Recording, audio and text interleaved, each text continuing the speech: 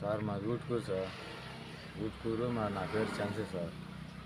సెన్సే అయితే ఆడ bus stand కాడ రైస్ మిల్కి అదాలంగా పక్కన పోనుకునేది దాంతలు కట్టుకుని 6 గంటలకే పొనుకునేది. మేము 6 గంటలు పొనుకొని మంచి పొద్దుగళ్ళు లేచి చూస్తే పిల్లలు కనిపించలేదు సార్. నా పక్క ఎత్తుకాము. ఎత్తితే మాకేం కనిపించిన మాట ఆ ఊళ్ళో పెద్దవాళ్ళు చెప్పారు. వాళ్ళు చెప్పిన మాట మళ్ళీ ఆడ ఎత్తుకారు. వచ్చి సీసీ కెమెరాలు వేయండి వాటిని పట్టుకొని ఆమె తీసుకొచ్చారు. తుమ్మలపేంట కావిలేండి. నా పేరు చౌటూరు వెంకట శేషమ్మ. నేను ఊటుకూరు గ్రామ సర్పంచ్ని. మా ఊరిలో కిడ్నాప్లు జరుగుతున్నాయి. చిన్న పిల్లల్ని వాళ్ళని కఠినంగా శిక్షించాలని పోలీసు వారికి మేము విన్నతించుకుంటున్నాం. నా పేరు కొమ్మరిగడ్డ దయాకర్. విడవలూరు ఎస్ఎస్ఎల్ మండల ప్రెసిడెంట్గా పనిచేస్తున్నాను.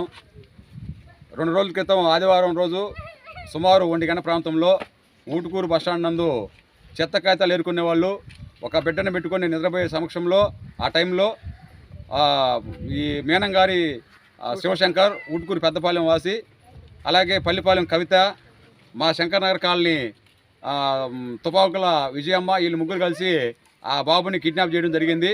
ఆ బాబుని కిడ్నాప్ చేసిన తెల్లారి మా ఊటుకూరులో ఉన్నటువంటి రామిరెడ్డి విజయభాన్ రెడ్డి గారికి తెలియపరిచిన ఎమ్మటే విడవలూరు పోలీస్ స్టేషన్లో కంప్లైంట్ చేయడం జరిగింది.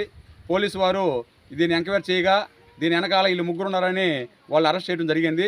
శివశంకర్ అనే వ్యక్తి ఫరారులో ఉన్నారు. పోతే ఇంకొక బ్రేకింగ్ న్యూస్ ఏంటంటే ఈ తుపాకుల విజయమ్మాళ్ళ ఇంట్లో 7 సంవత్సరాల బాలుడు ఒకడు ఉన్నాడు. మా గ్రామంలో వాళ్ళని అరెస్ట్ చేసిన తర్వాత మాకు భయం వేసి ఈ బాలుడు ఎవరు వచ్చారు, ఎక్కడి నుంచి వచ్చారు అనే విధంగా మేము మా గ్రామంలో సర్పంచ్ సమక్షంలో భానురెడ్డి గారి ఆధ్వర్యంలో మా గ్రామంలో ఉన్నటువంటి యూత్ పిల్లకాయలందరూ కలిసిపోయి కూడా ఆ పిల్లోడిని ఎంక్వైరీ చేయగా ఆ అబ్బాయి వచ్చేసి ములుముడి అని తెలియజేశాడు.